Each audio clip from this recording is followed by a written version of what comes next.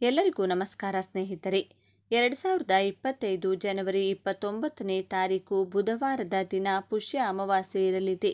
ಈ ಅಮಾವಾಸ್ಯೆಯನ್ನು ಮೌನಿ ಅಮಾವಾಸ್ಯೆ ಎಂದು ಸಹ ಹೇಳಲಾಗ್ತದೆ. ವೀಕ್ಷಕರೇ, ಇದು 144 ವರ್ಷಗಳಿಗೊಮ್ಮೆ ಬರುವಂತಹ ವಿಶೇಷ ಶಕ್ತಿ ಇರುವಂತಹ ಅಮಾವಾಸ್ಯೆಯಾಗಿರಲಿದೆ ಎಂದು ಹೇಳಲಾಗುತ್ತದೆ. ಮಹಾಕುಂಭಮೇಳ ಬಹಳ ವಿಜೃಂಭಣೆಯಿಂದ ನಡೆಯುತ್ತಿರುವುದರಿಂದ ಈ ಅಮಾವಾಸ್ಯೆಗೆ ತುಂಬಾನೇ ಶಕ್ತಿಯುತವಾದಂತಹ ಅಮಾವಾಸ್ಯೆ ಎಂದು ಹೇಳಲಾಗುತ್ತದೆ. ಹಾಗಾಗಿ ವಿಶೇಷವಾಗಿ 2025 ಜನವರಿ 29ರಂದು ಬುಧವಾರದಂದು ನಾನು ತಿಳಿಸಿಕೊಡುವಂತಹ ರೀತಿಯಲ್ಲಿ ನೀವು ಅರಳಿ ಮರದ ಬುಡದಲ್ಲಿ ಈ ಒಂದು ದೀಪಾರಾಧನೆಯನ್ನು ಮಾಡಿಕೊಳ್ಳಬೇಕು. ಈ ಒಂದು ದೀಪಾರಾಧನೆಯನ್ನು ಈ ಅಮಾವಾಸ್ಯೆಯ ದಿನ ಸಾಯಂಕಾಲ 6:30ರ ಒಳಗಾಗಿ ನೀವು ದೀಪಾರಾಧನೆ ಮಾಡಿಕೊಂಡಿದ್ದೇ ಆದಲ್ಲಿ ಖಂಡಿತವಾಗಿಯೂ ನಿಮ್ಮ ಕಷ್ಟಗಳೆಲ್ಲ ಸರಿದು ಹಾಗೂ ನಿಮ್ಮ ಸಕಲ ದಾರಿದ್ರ್ಯಗಳೆಲ್ಲವೂ ನಿವಾರಣೆಯಾಗಿ ಅದೃಷ್ಟ ಕೂಡಿ ಬರುತ್ತದೆ. ಇದರ ಬಗ್ಗೆ ಸಂಪೂರ್ಣ ಮಾಹಿತಿ ಈ ವಿಡಿಯೋದಲ್ಲಿ ನೋಡೋಣ ಬನ್ನಿ. ಅದಕ್ಕೂ ಮುಂಚೆ ನೀವಿನ್ನು ಚಾನಲ್ಗೆ ಸಬ್ಸ್ಕ್ರೈಬ್ ಆಗಿಲ್ಲ ಅಂದರೆ ಈಗಲೇ ಸಬ್ಸ್ಕ್ರೈಬ್ ಆಗಿ, ಹಾಗೆ ವಿಡಿಯೋಗೆ ಲೈಕ್ ಮಾಡಿ, ವಿಡಿಯೋ ಸ್ಕಿಪ್ ಮಾಡದೆ ಕೊನೆ ತನಕ ನೋಡಿ. ಈ ಅಮಾವಾಸ್ಯೆ ದಿನ ನೀವು ವಿಷ್ಣುವನ್ನು ಪೂಜಿಸಿ ವಿಶೇಷವಾಗಿ ಆರಾಧನೆ ಮಾಡಬೇಕು. ಸರ್ವೇ ಸಾಮಾನ್ಯವಾಗಿ ಯಾವ ಅಮಾವಾಸ್ಯೆಯಲ್ಲಿಯೂ ಸಹ ವಿಷ್ಣುವನ್ನು ಆರಾಧನೆ ಮಾಡುವುದಿಲ್ಲ. ಆದರೆ ಈ ಒಂದು ಮೌನಿ ಅಮಾವಾಸ್ಯೆಯ ದಿನ ವಿಷ್ಣುವನ್ನು ಆರಾಧನೆ ಮಾಡುವುದರಿಂದ ಸಕಲ ದಾರಿದ್ರ್ಯ ನಿವಾರಣೆಯಾಗಲಿದೆ. ಇದರ ಜೊತೆಗೆ ನಿಮ್ಮ ಇಷ್ಟಾರ್ಥಗಳನ್ನು ಹಾಗೂ ಇಷ್ಟ ಕಾಮನೆಗಳನ್ನು ನೀವು ಸಾಧಿಸಿಕೊಳ್ಳಬಹುದು. ಹೌದು, ಈ ಮೌನಿ ಅಮಾವಾಸ್ಯೆಯ ವಿಶೇಷತೆ ಏನೆಂದರೆ ಈ ದಿನ ಋಷಿ ಮುನಿಗಳು ಮೌನ ವ್ರತಾಚರಣೆಯನ್ನು ಆಚರಿಸುತ್ತಾರೆಂದು ಹೇಳಬಹುದು. ಮನಸ್ಸಿನಲ್ಲಿ ಧ್ಯಾನವನ್ನು ಮಾಡಿಕೊಳ್ಳುತ್ತಾ ದೇವರ ಧ್ಯಾನ ಜಪ ತಪಗಳನ್ನು ಮಾಡಿಕೊಳ್ಳುತ್ತಾ ಮೌನವನ್ನು ಆಚರಿಸುವುದು ಈ ದಿನದ ವಿಶೇಷತೆಯಾಗಿದೆ. ಯಾರೆಲ್ಲ ಈ ಪ್ರಕಾರದಲ್ಲಿ ಅಮಾವಾಸ್ಯೆಯ ದಿನ ವ್ರತಾಚರಣೆಯನ್ನು ತಪ್ಪದೆ ಆಚರಿಸುತ್ತಾರೋ ಅವರಿಗೆ ಬೇಡಿದ ವರಗಳನ್ನು ಆ ದೇವರು ಖಂಡಿತ ನೆರವೇರಿಸುತ್ತಾನೆ. ಅದೃಷ್ಟ ಒಲಿದು ಬರುತ್ತದೆ, ದೇವಾನುದೇವತೆಗಳ ಅನುಗ್ರಹ ಲಭಿಸುತ್ತದೆ ಎಂದು ಹೇಳಲಾಗುತ್ತದೆ. ಈ ಅಮಾವಾಸ್ಯೆಯ ದಿನ ಯಾವುದೇ ಕಾರಣಕ್ಕೂ ಈ ಒಂದಷ್ಟು ತಪ್ಪುಗಳನ್ನು ನೀವು ಮಾಡಬೇಡಿ. ಈ ಮೌನಿ ಅಮಾವಾಸ್ಯೆಯ ದಿನ ಮಾಂಸ ಮದ್ಯಾಹಾರಗಳ ಸೇವನೆ ಮಾಡುವಂತಿಲ್ಲ. ಹಾಗೆಯೇ ಈ ದಿನ ಹಗಲು ಹೊತ್ತಿನಲ್ಲಿ ನಿದ್ರಿಸುವಂತಿಲ್ಲ. ದಂಪತಿಗಳು ಶಾರೀರಿಕ ಸಂಬಂಧವನ್ನು ಹೊಂದಬಾರದು. ದಾಂಪತ್ಯ ಜೀವನ ನಿಷಿದ್ಧ. ಯಥಾ ಪ್ರಕಾರದಲ್ಲಿ ಮನೆಯನ್ನೆಲ್ಲ ಶುಭ್ರಗೊಳಿಸಿಕೊಂಡು ಪ್ರತ್ಯೇಕವಾಗಿ ಮನೆಯಲ್ಲಿಯೂ ಸಹ ದೀಪಾರಾಧನೆಯನ್ನು ಮಾಡಿಕೊಳ್ಳಬೇಕು. ಹಾಗೆಯೇ ಪಿತೃ ಕಾರ್ಯ ಮಾಡುವಂಥವರು ಈ ದಿನ ಸಾಧ್ಯವಾದಷ್ಟು ಸೂರ್ಯೋದಯವಾದ ತಕ್ಷಣ ಬೆಳಗ್ಗೆ 8 ಗಂಟೆಯ ಒಳಗಾಗಿ ನೀವು ಪಿತೃ ಕಾರ್ಯವನ್ನು ಮಾಡಿಕೊಳ್ಳಬೇಕಾಗುತ್ತದೆ. ಈ ಮೌನಿ ಅಮಾವಾಸ್ಯೆಯ ವಿಶೇಷತೆ ಏನೆಂದರೆ ಈ ದಿನ ಸೂರ್ಯ ಮತ್ತು ಚಂದ್ರ ಇಬ್ಬರೂ ಸಹ ಒಂದೇ ಮನೆಯಲ್ಲಿ ಬರುವಂಥದ್ದೇ ವಿಶೇಷ. ಸೂರ್ಯನು ಮಕರ ರಾಶಿಯಲ್ಲಿದ್ದಾನೆ, ಹಾಗೆಯೇ ಉತ್ತರಾಷಾಢ ನಕ್ಷತ್ರದಲ್ಲಿದ್ದಾನೆ. ಚಂದ್ರನು ಶ್ರವಣ ನಕ್ಷತ್ರದಲ್ಲಿರುವುದು. ಆದರೆ ಈ ದಿನ ಸೂರ್ಯ ಚಂದ್ರ ಇಬ್ಬರು ಶ್ರವಣ ನಕ್ಷತ್ರದಲ್ಲಿ ಸಮ್ಮಿಲನ ಆಗುವಂತಹ ದಿನ ಆಗಿರುವುದರಿಂದ ಬಹಳ ಒಂದು ಶಕ್ತಿಯುತವಾದಂತಹ ವಿಶೇಷವಾದಂತಹ ದಿನವಾಗಿದೆ. ಹಾಗಾಗಿ ಈ ಮೌನಿ ಅಮಾವಾಸ್ಯೆಯ ದಿನ ವಿಷ್ಣುವನ್ನು ಪ್ರತ್ಯೇಕವಾಗಿ ನೀವು ನಿಮ್ಮ ಮನೆಯಲ್ಲಿ ಪೂಜಿಸಬೇಕಾಗುತ್ತದೆ. ಲಕ್ಷ್ಮಿ ಸಮೇತವಾಗಿ ವಿಷ್ಣುವನ್ನು ನೀವು ಪೂಜಿಸುವುದರಿಂದ ಸರ್ವ ದಾರಿದ್ರ್ಯಗಳು ದೋಷಗಳು ನಿವಾರಣೆಯಾಗಿ ವಿಷ್ಣುವಿನ ಅನುಗ್ರಹ ಅತಿ ಸುಲಭವಾಗಿ ಸಿಗುತ್ತದೆ. ಅದರ ಜೊತೆಗೆ ಲಕ್ಷ್ಮಿಯ ಅನುಗ್ರಹವೂ ಸಹ ಲಭಿಸುತ್ತದೆ. ಲಕ್ಷ್ಮಿ ಮತ್ತು ವಿಷ್ಣು ಇವರಿಬ್ಬರ ಅನುಗ್ರಹದಿಂದ ಯಾವುದೇ ಕೆಲಸ ಕಾರ್ಯಗಳು, ಯಾವುದೇ ಬೇಡಿಕೆಗಳು, ಯಾವುದೇ ನಿಮ್ಮ ಕೋರಿಕೆಗಳಿದ್ದರೂ ಸಹ 100ಕ್ಕೆ 100ರಷ್ಟು ಫಲಿಸುತ್ತದೆ. ಈ ಅಮಾವಾಸ್ಯೆಯ ದಿನದಂದು ಅಸತ್ಯವನ್ನು ನುಡಿಯಬಾರದು. ಸುಳ್ಳು, ಮೋಸ, ದಗೆಯನ್ನು ಮಾಡಬಾರದು. ಯಾರೊಂದಿಗೂ ಜಗಳಗಳನ್ನು ಮಾಡಬಾರದು. ಕುಟುಂಬಗಳಲ್ಲಿ ಕಲಹಗಳನ್ನು ಮಾಡಿಕೊಳ್ಳಬಾರದು. ನೆಮ್ಮದಿಯುತವಾದಂತಹ ಜೀವನವನ್ನು ನಡೆಸಬೇಕು. ಅಂದರೆ ಈ ಅಮಾವಾಸ್ಯೆಯ ದಿನದಂದು ಮೌನ ವ್ರತವನ್ನು ಪಾಲಿಸಬೇಕು. ಮೌನವಾಗಿದ್ದು ಈ ದಿನ ಪೂಜೆ ಪುನಸ್ಕಾರಗಳನ್ನು ಮಾಡಿಕೊಂಡು ತಿಳಿಸಿಕೊಂಡುವಂತಹ ರೀತಿಯಲ್ಲಿ ನೀವು ಅರಳಿ ಮರದ ಬುಡದಲ್ಲಿ ಈ ಒಂದು ಪ್ರತ್ಯೇಕವಾಗಿ ದೀಪಾರಾಧನೆಯನ್ನು ನೀವು ಮಾಡಬೇಕಾಗುತ್ತದೆ.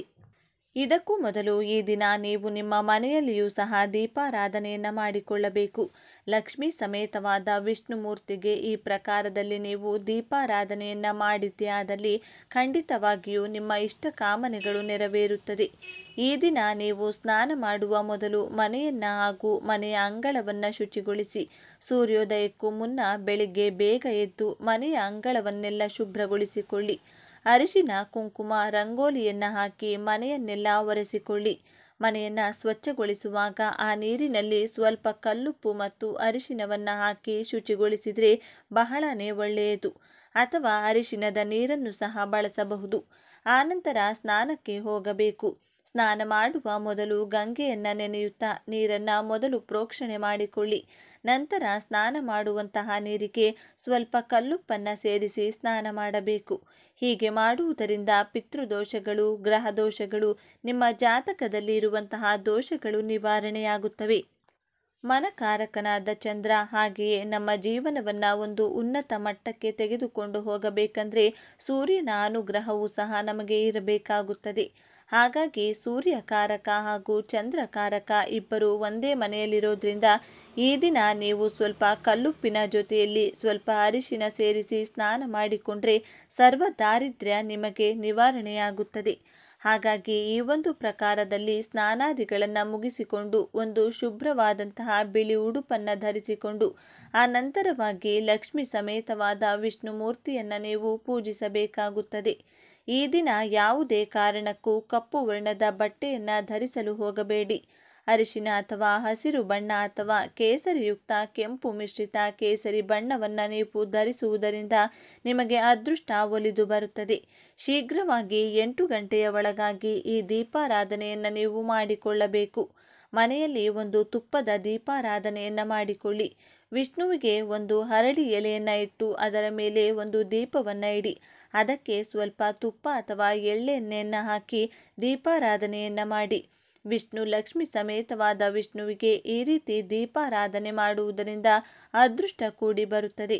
ನಿಮ್ಮ ಕಷ್ಟಗಳು ದೂರವಾಗುತ್ತವೆ ಹಾಗೂ ಇಷ್ಟ ಕಾಮನೆಗಳು ನೆರವೇರುತ್ತವೆ ಎಂದು ಹೇಳಲಾಗುತ್ತದೆ. ಈ ಪ್ರಕಾರದಲ್ಲಿ ದೀಪಾರಾಧನೆಯನ್ನು ಮಾಡಿಕೊಂಡು ದೇವರಿಗೆ ಸ್ವಲ್ಪ ನೈವೇದ್ಯವನ್ನು ಮಾಡಿ. ಒಂದು ಬೆಲ್ಲವು ಅಥವಾ ಒಂದಿಷ್ಟು ಹಣ್ಣುಗಳನ್ನು ನೈವೇದ್ಯವಾಗಿಡಿ. ಈ ದಿನ ವಿಶೇಷವಾಗಿ ವಿಷ್ಣು ಮೂರ್ತಿಗೆ ದಾಳಿಂಬೆಯನ್ನು ನೀವು ನೈವೇದ್ಯಕ್ಕೆ ಇಟ್ಟರೆ ಒಳ್ಳೆಯದು. ಹಾಗೆಯೇ ಈ ದಿನ ಅರಳಿ ಮರದ ಬುಡದಲ್ಲಿ ನೀವು ಈ ಒಂದು ದೀಪಾರಾಧನೆಯನ್ನು ಮಾಡಿಕೊಳ್ಳಬೇಕು. ಇದನ್ನು ಸಾಯಂಕಾಲ ಸಂದರ್ಭದಲ್ಲಿ ಮಾಡಿಕೊಳ್ಳಿ. ಸಾಯಂಕಾಲ ಒಂದು 5:30ರಿಂದ 6:30 ಒಳಗಾಗಿ ನೀವು ಈ ಪ್ರಕಾರದಲ್ಲಿ ದೀಪಾರಾಧನೆಯನ್ನು ಮಾಡಿಕೊಳ್ಳಬೇಕಾಗುತ್ತದೆ. ನಿಮಗೆ ಹತ್ತಿರದಲ್ಲಿರುವ ವಿಷ್ಣು ದೇವಾಲಯ, ವಿಷ್ಣುವಿಗೆ ಸಂಬಂಧಪಟ್ಟ ವೆಂಕಟೇಶ್ವರ ದೇವಾಲಯ ಅಥವಾ ಶ್ರೀರಾಮನ ದೇವಾಲಯ ಆಗಬಹುದು, ನರಸಿಂಹಸ್ವಾಮಿ ದೇವಾಲಯ ಆಗಬಹುದು, ಕೃಷ್ಣನ ದೇವಾಲಯ ಆಗಬಹುದು. ಇಂತಹ ದೇವಾಲಯಗಳಲ್ಲಿರುವಂತಹ ಅರಳಿ ಮರದ ಕೆಳಗೆ ನೀವು ಈ ದೀಪಾರಾಧನೆಯನ್ನು ಮಾಡಿಕೊಂಡು ಅಲ್ಲಿ ನೀವು ಸ್ವಲ್ಪ ಅರಳಿ ಮರದ ಬುಡದಲ್ಲಿ ನೀರನ್ನು ಹಾಕಿ ಶುಭ್ರಗೊಳಿಸಿಕೊಂಡು ಅದರ ಮೇಲೆ ಸ್ವಲ್ಪ ರಂಗೋಲಿಯನ್ನು, ಒಂದು ಚಿಕ್ಕದಾದಂತಹ ಒಂದು ರಂಗೋಲಿ, ಒಂದು ಅಷ್ಟದಳ ಪದ್ಮವನ್ನು ಅಂದರೆ ಹೂವನ್ನು ಅಥವಾ ಒಂದು ನಕ್ಷತ್ರದ ಆಕಾರದಲ್ಲಿ, ಒಂದು ಷಟ್ಕೋನ ಆಕಾರದಲ್ಲಿ ಒಂದು ರಂಗೋಲಿಯನ್ನು ನೀವು ಹಾಕಿ.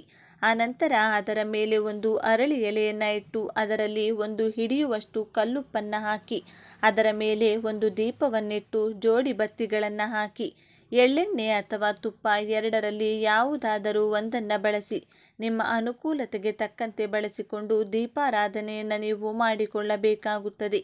ಆ ನಂತರ ದೀಪವನ್ನು ಬೆಳಗಿಸಿ ಅರಳಿ ಮರಕ್ಕೆ 21 ಪ್ರದಕ್ಷಿಣೆಯನ್ನು ನೀವು ಹಾಕಬೇಕು. ಸಕಲ ದಾರಿದ್ರ್ಯ ನಿವಾರಣೆಗಾಗಿ, ಅದೃಷ್ಟಕ್ಕಾಗಿ, ಹಣದ ವೃದ್ಧಿಗಾಗಿ, ಕುಟುಂಬದ ಸೌಖ್ಯಕ್ಕಾಗಿ, ಮಕ್ಕಳ ವಿದ್ಯಾಭ್ಯಾಸಕ್ಕಾಗಿ, ನಿಮ್ಮ ಉತ್ತಮ ಆರೋಗ್ಯಕ್ಕಾಗಿ, ನಿಮ್ಮ ಮಾನಸಿಕ ನೆಮ್ಮದಿಗಾಗಿ ನೀವು ಈ ಪ್ರಕಾರದಲ್ಲಿ ಮಾಡಬೇಕು. ಆ ನಂತರವಾಗಿ ನೀವು ವಿಷ್ಣು ಸಹಸ್ರನಾಮ ಅಥವಾ ವಿಷ್ಣು ಅಷ್ಟೋತ್ತರವನ್ನು ನೀವು ಈ ಅರಳಿ ಮರದ ಕಟ್ಟೆಯ ಬಳಿ ನೀವು ಕುಳಿತುಕೊಂಡು ನೀವು ಈ ಅಷ್ಟೋತ್ತರ ಪಠಿಸಬೇಕಾಗುತ್ತದೆ. ಈ ರೀತಿ ಪಠಿಸುವುದರಿಂದ ಈ ದಿನ ನೀವು ಮಾಡುವಂತಹ ಈ ಒಂದು ಕಾರ್ಯದಿಂದ ಎಲ್ಲದರಲ್ಲಿಯೂ ಸಹ ಒಳಿತನ್ನು ಕಾಣುತ್ತೀರಾ. ಅದೃಷ್ಟ ನಿಮ್ಮನ್ನು ಹುಡುಕಿಕೊಂಡು ಬರುತ್ತದೆ. ಯಾವುದೇ ರೀತಿ ಜೀವನದಲ್ಲಿ ಸಾಲ ಬಾಧೆಯಾಗಿರಲಿ, ಬಡತನ ನಿವಾರಣೆ ಖಂಡಿತವಾಗಿಯೂ ಆಗುತ್ತದೆ. ಯಾವುದೇ ರೀತಿಯ ಸಮಸ್ಯೆಗಳು ನಿಮ್ಮ ಜೀವನದಲ್ಲಿರುವುದಿಲ್ಲ. ಸ್ನೇಹಿತರೆ, ಈ ಪ್ರಕಾರದಲ್ಲಿ ದೀಪಾರಾಧನೆಯನ್ನು ಮಾಡಿಕೊಳ್ಳಿ. ಹಣ, ಅದೃಷ್ಟದ ಜೊತೆಗೆ ಎಲ್ಲವನ್ನು, ಸುಖ, ಸಕಲ ಸೌಭಾಗ್ಯವನ್ನು, ಅಷ್ಟೈಶ್ವರ್ಯವನ್ನು ನೀವು ಸಿದ್ಧಿಸಿಕೊಳ್ತೀರಾ. ಈ ದಿನ ತುಂಬ ವಿಶೇಷವಾದಂತಹ ದಿನ. ಈ ಒಂದು ಮೌನಿ ಅಮಾವಾಸ್ಯೆಯ ದಿನ, ಈ ಒಂದು ಮೌನಿ ಅಮಾವಾಸ್ಯೆ ಅಥವಾ ಪುಷ್ಯ ಮಾಸದ ಅಮಾವಾಸ್ಯೆ ಅಂದರೆ ಅದ್ಭುತವಾದಂತಹ ಅಮಾವಾಸ್ಯೆ ಎಂದೇ ಹೇಳಲಾಗ್ತದೆ. ಸ್ನೇಹಿತರೆ, ಇವತ್ತಿನ ಈ ವಿಡಿಯೋ ನಿಮಗೆ ಇಷ್ಟವಾಗಿದೆ ಎಂದು ನಾನು ಭಾವಿಸ್ತೇನೆ. ಈ ವಿಡಿಯೋ, ಈ ಮಾಹಿತಿಯನ್ನು ಲೈಕ್ ಮಾಡಿ, ಶೇರ್ ಮಾಡಿ. ಎಲ್ಲರೂ ಭಕ್ತಿಯಿಂದ ಓಂ ಶ್ರೀ ಮಹಾಲಕ್ಷ್ಮಿ ನಮಃ ಅಂತ ಕಮೆಂಟ್ ಮಾಡಿ. ಧನ್ಯವಾದಗಳು.